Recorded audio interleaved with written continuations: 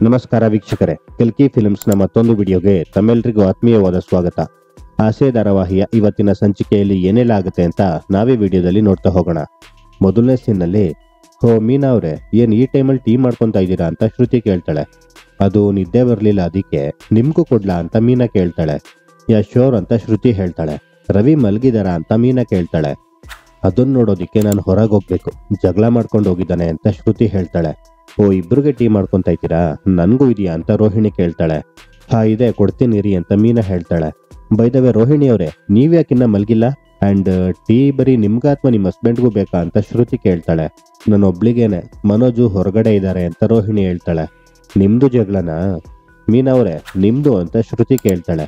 ನಮ್ದು ಕೂಡ ಅಂತ ಮೀನಾ ಹೇಳ್ತಾಳೆ. ನಾವು 3 ಜನ ಒಂದೇ ದೋಣಿಲಿದ್ದೀವಿ ಹಾಗಾದ್ರೆ?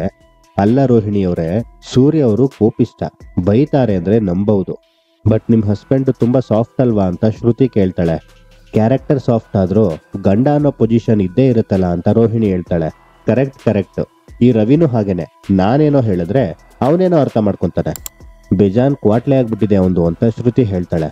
ಮದ್ವೆಗ್ ಮುಂಚೆ ನಾನು ಏನ್ ಹೇಳಿದ್ರು ಕೇಳ್ತಿದ್ರು, ಆದ್ರೆ ಈಗ ಹೇಳಿದ್ರೆ ನನ್ನನ್ನ ರಿಸ್ಟ್ರಿಕ್ಟ್ ಮಾಡ್ತಿದ್ಯಾ ಅಂತ ಕೇಳ್ತಾರೆ ಅಂತ ರೋಹಿಣಿ ಹೇಳ್ತಾಳೆ. ಸೇಮ್ ಪಿಂಚ್ ರೋಹಿಣಿ ಅವರೇ, ಮದ್ವೆಗ್ ಮುಂಚೆ ನಾನೇನಾದ್ರೂ ಕೋಪ ಮಾಡ್ಕೊಂಡ್ರೆ 2 ಅವರ್ ಕಾಲ್ ಮಾಡಿ ನನ್ನನ್ನ ಕನ್ವಿನ್ಸ್ ಮಾಡ್ತಿದ್ದ, ಸಮಾಧಾನ ಮಾಡ್ತಿದ್ದ. ಆದ್ರೆ ಈಗ ನೋಡಿ, ನನ್ ಮೇಲೆ ಗಮನನೇ ಇಲ್ಲ, ಆಚೆಗಡೆ ಮಲ್ಕೊಂಡು ಗೊರ್ಕೆ ಹೊಡಿತಿರ್ತಾನೆ ಅಂತ ಶ್ರುತಿ ಹೇಳ್ತಾಳೆ. ನೆಕ್ಸ್ಟ್ ಸೀನ್ ನಲ್ಲಿ, ಹೇ ಮೀನಾ, ಬೇಗ ಕಾಫಿ ಮಾಡ್ಕೊಂಡು ತಗೊಂಬಾರೆ ಅಂತ ಶಾಂತಿ ಹೇಳ್ತಾಳೆ. ಮೀನಾ ಬಿಸಿ, ಕಾಫಿ ಬೇಕಾದ್ರೆ ನೀನೇ ಮಾಡ್ಕೊಂಡು ಕುಡಿಬೇಕು ಅಂತ ರಂಗನಾಥ್ ಅವ್ರು ಹೇಳ್ತಾರೆ. ಅದೇನಿಕ್ ಬಿಸಿ ಅವಳು? ಅಲ್ಲ, ನಿಮಗ್ ಕಾಫಿ ಕೊಟ್ಟಿದ್ಯಾರು ಅಂತ ಶಾಂತಿ ಕೇಳ್ತಾಳೆ. ಮೀನಾನೇ ಅಂತ ರಂಗನಾಥ್ ಅವ್ರು ಹೇಳ್ತಾರೆ. ನಿಮಗ್ ಕಾಫಿ ಕೊಡಕ್ಕಾಗತ್ತೆ, ನನಗ್ ಕೊಡಕ್ಕಾಗಲ್ವಾ ಅಂತ ಶಾಂತಿ ಕೇಳ್ತಾಳೆ. ಈಗ ಅವಳು ಹೂವಿನ ಅಂಗಡಿಲಿದ್ದಾಳೆ, ಬ್ಯುಸಿ ಆಗಿದ್ದಾಳೆ. ನೀನಗ್ ಬೇಕಾದ್ರೆ ನೀನೇ ಮಾಡ್ಕೊಂಡು ಕುಡಿ, ಯಾಕೆ ಕುಡಿಯಕ್ಕಾಗಲ್ಲ? ಹಾಲು ಡಿಕಾಕ್ಷನು ನಿನ್ ಕೈಲಿ ಬೆರಿಯಲ್ವೋ ಅಂತ ರಂಗನಾಥ್ ಅವ್ರು ಕೇಳ್ತಾರೆ.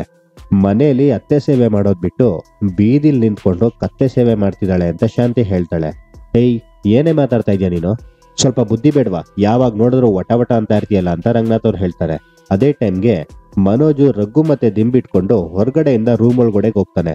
ಅದನ್ನ ನೋಡಿ, ಇವನ್ ಯಾಕ್ರಿ ಚಾಪೆ ಹಿಡ್ಕೊಂಡು ಹೋಗ್ತಾ ಇದ್ದಾನೆ, ರೂಮಲ್ಲಿ ಮಲ್ಗಿಲ್ವಾ ಅವನು? ಇರಿ ಕೇಳ್ಕೊಂಬರ್ತೀನಿ ರೀ ಅಂತ ಶಾಂತಿ ಹೋಗ್ತಿರ್ತಾಳೆ. ಅವನಷ್ಟಕ್ಕೆ ಅವನನ್ನ ಬಿಡೆ, ನಿನ್ಗೆ ಯಾಕೆ ಬೇಕು, ಎಲ್ಲದಕ್ಕೂ ತಲೆ ಹಾಕ್ತೀಯಲ್ಲ ಅಂತ ರಂಗನಾಥ್ ಅವ್ರು ಹೇಳ್ತಾರೆ. ನಾನು ಈ ಮನೆ ಯಜಮಾನಿ, ನಾನು ಎಲ್ಲದಕ್ಕೂ ತಲೆ ಹಾಕ್ತೀನಿ, ನೀವು ಸ್ವಲ್ಪ ಸುಮ್ನಿರಿ ಅಂತ ಹೇಳಿ ಶಾಂತಿ ಅಲ್ಲಿಂದ ಹೋಗ್ತಾಳೆ. ನೆಕ್ಸ್ಟ್ ಸೀನ್ ನಲ್ಲಿ, ರೋಹಿಣಿ, ಅದೇ ನಮ್ಮ ಮನೋಜು ಹೊರಗಡೆಯಿಂದ ಬರ್ತಿದ್ದಾನೆ ಅಂತ ಶಾಂತಿ ಕೇಳ್ತಾಳೆ. ಅದು ಅತ್ತೆ, ನೆನ್ನೆ ರಾತ್ರಿ ನಾವು 3 ಜನ ಸೊಸೆಯಂದ್ರು ಮಾತಾಡ್ತಾ ಕೂತಿದ್ವಿ, ಲೇಟ್ ಆಯ್ತು ಅದಕ್ಕೆ ಅಂತ ರೋಹಿಣಿ ಹೇಳ್ತಾಳೆ. ಓ, ರಾತ್ರಿ ಮೀಟಿಂಗು 3 ಜನ ಅಂತ ಶಾಂತಿ ಕೇಳ್ತಾಳೆ. ಹೌದು ಅತ್ತೆ ಅಂತ ರೋಹಿಣಿ ಹೇಳ್ತಾಳೆ. ನಿಮ್ಮಿಬ್ರು ಮಧ್ಯೆ ಏನು ಕಲಹ ಕದನ ಏನು ಇಲ್ಲ ಅಲ್ವಾ ಅಂತ ಶಾಂತಿ ಕೇಳ್ತಾಳೆ. ಇಲ್ಲ ಅತ್ತೆ ಅಂತ ರೋಹಿಣಿ ಹೇಳ್ತಾಳೆ. ಸರಿ ಕಣಮ್ಮ, ನನಗ್ ಬೇಕಾಗಿದ್ದಿಷ್ಟೇ, ಬಾಗ್ಲಾಕು ಅಂತ ಹೇಳಿ ಶಾಂತಿ ಅಲ್ಲಿಂದ ಹೊರಟೋಗ್ತಾಳೆ. ನೆಕ್ಸ್ಟ್ ಸೀನ್ ನಲ್ಲಿ ಶಾಂತಿ ಯೋಚನೆ ಮಾಡ್ತಾ ಕೂತಿರ್ತಾಳೆ. ಆಗ, ಯಾಕೆ ಶಾಂತಿ, ಕಾಫಿ ಮಾಡ್ಕೊಳ್ಳಿಲ್ವಾ? ಓ, ಮೀನನ್ ಕಾಯ್ತಾ ಇದೀಯಾ ಅಂತ ರಂಗನಾಥ್ ಅವ್ರು ಕೇಳ್ತಾರೆ. ಯಾರಿಗ್ರಿ ಬೇಕು ಕಾಫಿ ಅಂತ ಹೇಳಿ, ಯಾಕೆ ಮನೋಜ್ ಹೊರಗಡೆ ಮಲಗಿದ್ದ, ಇವರಿಬ್ರು ಮಧ್ಯೆ ಏನೋ ನಡೀತಾ ಇದೆ ಅಂತ ಅನ್ಸುತ್ತೆ ಅಂತ ಶಾಂತಿ ಯೋಚನೆ ಮಾಡ್ತಿರ್ತಾಳೆ. ಲೇ, ಗಂಡ ಹೆಂಡತಿರ್ ಮಧ್ಯೆ ಸಣ್ಣ ಪುಟ್ಟ ವಿರಸಗಳು ಬರ್ತಾ ಇರ್ತದೆ, ನಾವ್ ಎಲ್ಲದಕ್ಕೂ ತಲೆ ಹಾಕಕ್ ಹೋಗ್ಬಾರ್ದು ಅಂತ ರಂಗನಾಥ್ ಅವ್ರು ಹೇಳ್ತಾರೆ. ಯಾಕೆ ತಲೆ ಹಾಕ್ಬಾರ್ದು ಅಂತೀರಿ? ಅಲ್ಲ, ನೀವ್ ಈ ಮನೇಲಿ ದೊಡ್ಡವ್ರು ತಾನೆ ಅಂತ ಶಾಂತಿ ಕೇಳ್ತಾಳೆ. ದೊಡ್ಡವರು ಅನ್ಸ್ಕೊಳ್ಳೋದು ಹುಟ್ಟದ ತಾರೀಕು, ದಿನಾಂಕ, ಮಂತು ಇದ್ರಲ್ಲೆಲ್ಲ ಲೆಕ್ಕ ಹಾಕ್ಬಾರ್ದು. ನಮ್ಮ ಮನ್ಸಲ್ಲಿಟ್ಟೋ ಚಿಂತನೆಗಳಿಂದ ದೊಡ್ಡವರಾಗ್ಬೇಕು. ನೋವು ನಲಿವು 2 ಇದ್ರೆ ಜೀವನ, ಸರಸ ವಿರಸ ಇದ್ರೇನೆ ಬದುಕು. ಲೇ ದಡ್ಡಿ, ಕಡ್ಡಿಗೆ ಬೆಂಕಿ ಬಿದ್ರೇನೆ ಕಣೆ ದೀಪ ಉರಿಯೋದಕ್ಕಾಗೋದು ಅಂತ ರಂಗನಾಥ್ ಅವ್ರು ಹೇಳ್ತಿರ್ತಾರೆ. ಅದೇ ಟೈಮ್ಗೆ ಸೂರ್ಯ ಬರ್ತಾನೆ. ಏನಪ್ಪ ಸೂರ್ಯ, ವಾಕಿಂಗ್ ಹೋಗ್ಬೇಕಾದ್ರೆ ನಿನ್ ಕಾರೇ ಕಾಣ್ಲಿಲ್ಲ ಅಂತ ರಂಗನಾಥ್ ಅವ್ರು ಕೇಳ್ತಾರೆ. ಅದು ಶೆಡ್ಡಲ್ ಇದೆಯಪ್ಪ, ಚೀತಾದು ಕಾರು ಸ್ವಲ್ಪ ರಿಪೇರಿಗಿತ್ತು, ಅದಕ್ಕೆ ರಾತ್ರಿ ಎಲ್ಲ ನನ್ನ ಕಾರ್ ಓಡಿಸ್ಕೊಂಡಿರ್ತೀನಿ ಅಂತ ಅವನ ಹತ್ರನೇ ಬಿಟ್ಟು ಬಂದಿದ್ದೀನಿ, ತಗೊಂಬರ್ತೀನಪ್ಪ ಅಂತ ಹೇಳಿ ಸೂರ್ಯ ಮನೆ ಒಳಗಡೆ ಹೋಗ್ತಾನೆ. ಸೂರ್ಯನು ಹೊರಗಡೆಯಿಂದಾನೇ ಬಂದಿದ್ದು, ಅವನನ್ನ ಕೇಳಕ್ಕಾಗ್ಲಿಲ್ವಾ ನೀನು, ಯಾಕಪ್ಪ ಹೊರಗಡೆಯಿಂದ ಬರ್ತಾ ಇದೀಯ ಅಂತ ರಂಗನಾಥ್ ಅವ್ರು ಹೇಳ್ತಾರೆ. ದಿನ ಅಲ್ಲೇ ತಾನೇ ಮಲ್ಗೋದು, ಪಾಪ ನಮ್ಮ ಮನೋಜಂಗ್ ಏನಾಯ್ತು ಅಂತ ನನ್ ಚಿಂತೆ ಅಂತ ಶಾಂತಿ ಹೇಳ್ತಾಳೆ. ನಿನ್ನನ್ನ ಶಮಂತಕ ಮಣಿ ಅಂತ ಅನ್ಕೊಂಡಿದ್ದೆ ನಾನು, ಆದ್ರೆ ನನಗ್ ಗೊತ್ತಿರ್ಲಿಲ್ಲ ನೀನು ಮೂರ್ಖ ಶಿಖಾಮಣಿ ಅಂತ. ಅಬ್ಬರದ ನಡವಳಿಕೆ, ಗೊಬ್ರದ ಬುದ್ಧಿ, ಈ ಜನ್ಮದಲ್ಲಿ ಬುದ್ಧಿ ಬರಲ್ಲ ನಿನ್ಗೆ ಅಂತ ಹೇಳಿ ರಂಗನಾಥ್ ಅವ್ರು ಅಲ್ಲಿಂದ ಹೋಗ್ತಾರೆ.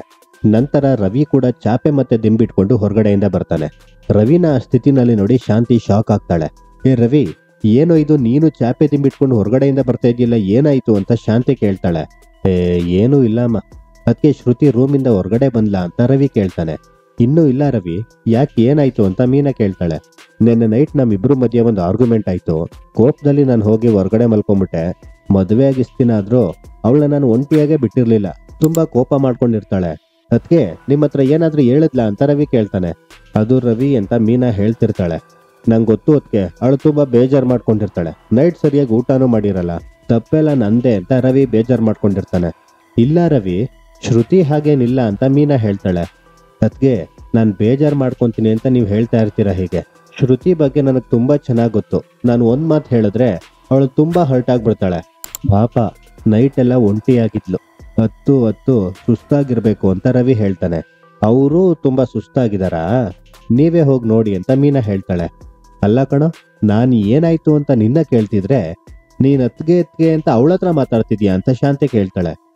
ಇರಮ್ಮ ಬರ್ತೀನಿ ಅಂತ ಹೇಳಿ ರವಿ ಅಲ್ಲಿಂದ ಹೊರಟೋಗ್ತಾನೆ. ನಂತರ ರಂಗನಾಥ್ ಅವರು ಬರ್ತಾರೆ. ಆಗ ರೀ ರವಿನ ಏನಾಯ್ತು ಅಂತ ಕೇಳ್ದೆ, ಅವನು ಉತ್ತರನೇ ಕೊಡದೆ ಹಾಗೆ ಹೋಗ್ಬಿಟ್ಟಾರಿ ಅಂತ ಶಾಂತಿ ಹೇಳ್ತಾಳೆ. ಆಗ್ಲೇ ಹೇಳಿದೀನಿ, ನಿನಗಿನ್ನೂ ಬುದ್ಧಿ ಬಂದಿಲ್ವೇನೆ? ಅವನ್ ರೂಮ್ಗೆ ಅವನ್ ಹೋಗ್ತಾನೆ, ನಿನಗೆ ಏನೇ ಸಮಸ್ಯೆ ಹೋಗೆ ಏನಾದ್ರೂ ಕೆಲಸ ನೋಡ್ಕೊಳೆ. ಒಂಚೂರು ಕೆಲಸ ಮಾಡಿದ್ರೆ ಮೈ ಬಗ್ಗಿದ್ರೆ ಇಂಥವೆಲ್ಲ ಹೊರಗಡೆ ಉಳಿತವೆ ವಿಷಯ. ಹೋಗು ಕೆಲಸ ಮಾಡೋಗು ಅಂತ ರಂಗನಾಥ್ ಅವ್ರು ಹೇಳ್ತಾರೆ. ನೆಕ್ಸ್ಟ್ ಸೀನ್ ನಲ್ಲಿ ಕೆಲ್ಸಕ್ಕೆ ಹೋಗ್ತೀನಿ ಅಂತ ಮಂಜ ರೆಡಿ ಆಗ್ತಿರ್ತಾನೆ. ಕನಕ ಎಲ್ಲೇ ಅವನು ಅಂತ ಕುಸುಮ ಕೇಳ್ತಾಳೆ. ಯಜಮಾನ್ರು ರೆಡಿ ಆಗ್ತಾ ಇದಾರೆ ಅಂತ ಕನಕ ಹೇಳ್ತಾಳೆ. ಬೇಡ ಅಂದ್ರು ರೆಡಿ ಆಗ್ಬಿಟ್ಟಿಯಲ್ಲ ಅಂತ ಕುಸುಮ ಹೇಳ್ತಾಳೆ. ಬೇಡ ಅಂದ್ರು ಹಸುವಾಗುತ್ತೆ, ಬೇಡ ಅಂದ್ರು ನಿದ್ದೆ ಬರುತ್ತೆ, ಆದ್ರೆ ಬೇಕು ಅಂದಾಗ ದುಡ್ಡು ಸಿಗಲ್ಲಮ್ಮ, ದುಡಿಬೇಕು ಅಂತ ಮಂಜ ಹೇಳ್ತಾನೆ. ಆದ್ರೆ ಒಳ್ಳೆ ರೀತಿಲಿ ಒಳ್ಳೆಯವ್ರ ಮಧ್ಯ ಸಂಪಾದನೆ ಮಾಡ್ಬೇಕು ಮಂಜು ಅಂತ ಮೀನಾ ಹೇಳ್ತಾಳೆ. ಲಕ್ಷ್ಮಿ ಹುಟ್ಟಿದ್ದೆ ಎಂಡ ಮತ್ತೆ ರೇಸ್ ಕುದ್ರೆ ಮಧ್ಯ ಹಾಕ, ಒಳ್ಳೆಯವ್ರ ಮಧ್ಯೆ ದುಡ್ಡು ಹುಟ್ಟಲ್ಲ ಅಂತ ಮಂಜ ಹೇಳ್ತಾನೆ. ಹುಟ್ಟಲ್ಲ ನಿಜ, ಆದ್ರೆ ಉಳಿಯೋದು ಒಳ್ಳೆಯವ್ರ ಮಧ್ಯಾನೆ ಅಂತ ಮೀನಾ ಹೇಳ್ತಾಳೆ. ದುಡ್ಡಿರೋದು ಖರ್ಚು ಮಾಡಕ್ಕ, ಉಳಿತಾಯ ಮಾಡೋದಕ್ಕಲ್ಲ ಅಂತ ಮಂಜ ಹೇಳ್ತಾನೆ. ತುಂಬಾ ದೊಡ್ಡವನಾಗ್ಬಿಟ್ಟಿದ್ಯಾ ಕಣೋ ನೀನು, ಹೇಳದ್ ಮಾತು ಕೇಳಲ್ಲ ಅಲ್ವಾ ಅಂತ ಮೀನಾ ಹೇಳ್ತಾಳೆ. ಮಾತು ಮನ್ಸನ್ ತುಂಬಿಸುತ್ತೆ, ಆದ್ರೆ ಹೊಟ್ಟೆನಲ್ಲ. ನೋಡಿಲಿ ಕನಕನ, ಅಮ್ಮನ ಪರಿಸ್ಥಿತಿ ನೋಡಿದ್ಯಾ? ಇವಳಿಗೆ ಮದ್ವೆ ಮಾಡ್ಬೇಕು, ಅಮ್ಮನ್ನ ತುಂಬಾ ಚೆನ್ನಾಗಿ ನೋಡ್ಕೊಬೇಕು, ಅದೇ ನನ್ನ ಗುರಿ. ನಮ್ಮವರು ತಮ್ಮವರು ಅನ್ನೋರೆಲ್ಲ ಕೈ ಎತ್ತು ಬಿಡ್ತಾರೆ, ಎತ್ತದೇನೋ ಕೈನೇ ಮುರಿದು ಬಿಡ್ತಾರೆ ಅಂತ ಮಂಜ ಹೇಳ್ತಾನೆ. 1000 ಇರ್ಬೋದ್ ಕಣೋ, ಆದ್ರೆ ನೀನು ಆ ಕಾಗೆ ಸುಬ್ಬು ಸಹವಾಸ ಮಾಡಬಾರ್ದು ಅಷ್ಟೇ ಅಂತ ಮೀನಾ ಹೇಳ್ತಾಳೆ. ಯಾಕೆ ಸೇರ್ಬಾರ್ದು? ಬೇಕು ಅಂದ ಕೆಲ್ಸ ಕೊಟ್ಟ, ಕೈ ತುಂಬಾ ಕಾಸು ಕೊಟ್ಟ, ಮನಸ್ಸು ತುಂಬಾ ನೆಮ್ಮದಿ ಕೊಟ್ಟ, ಅದಕ್ಕೆ ಅವನ ಜೊತೆ ಸೇರ್ಬಾರ್ದ ಅಂತ ಮಂಜ ಹೇಳ್ತಾನೆ. ಒಂದಲ್ಲ ಒಂದಿನ ಚೊಂಬು ಕೊಡ್ತಾನೆ, ಅವಾಗೇನೋ ಮಾಡ್ತೀಯ ಅಂತ ಕನಕ ಕೇಳ್ತಾಳೆ. ಚೊಂಬು ಕೊಟ್ಟಿದ್ದು ಸುಬ್ಬು ಅಲ್ಲ, ಇವಳು ಗಂಡ ಅಂತ ಮಂಜ ಹೇಳ್ತಾನೆ. ಓಹೋ, ಇಷ್ಟು ದಿನ ಭಾವ ಅಂತ ಕರಿತಿದ್ದೆ, ಈಗ ನಿನ್ ಗಂಡ ಅಂತ ಶುರು ಮಾಡಿದ್ಯಾ ಅಂತ ಮೀನಾ ಹೇಳ್ತಾಳೆ. ಬಾಮೈದ ಅನ್ನೋ ಪ್ರೀತಿ ಗೌರವ ಅವನ್ಗಿಲ್ಲ, ನನ್ಗೆ ಯಾಕಕ್ಕ ಅವನ ಮೇಲೆ ರೆಸ್ಪೆಕ್ಟು ಅಂತ ಮಂಜ ಹೇಳ್ತಾನೆ. ಇಲ್ಲಿಗೆ ಇವತ್ತಿನ ಸಂಚಿಕೆ ಮುಕ್ತಾಯವಾಗುತ್ತೆ ವೀಕ್ಷಕರೇ. ಮುಂದಿನ ಸಂಚಿಕೆಗಾಗಿ ನಮ್ಮ ಕಲ್ಕಿ ಫಿಲ್ಮ್ಸ್ ಯೂಟ್ಯೂಬ್ ಚಾನೆಲ್ನ ಸಬ್ಸ್ಕ್ರೈಬ್ ಮಾಡಿ. ಈ ವಿಡಿಯೋ ಇಷ್ಟ ಆಗಿದ್ರೆ ಲೈಕ್ ಮಾಡಿ, ಶೇರ್ ಮಾಡಿ, ಹಾಗೆ ನಿಮ್ಗೆ ಇಷ್ಟವಾದ ಸೀರಿಯಲ್ ಯಾವುದು ಅಂತ ಕಮೆಂಟ್ ಮಾಡಿ.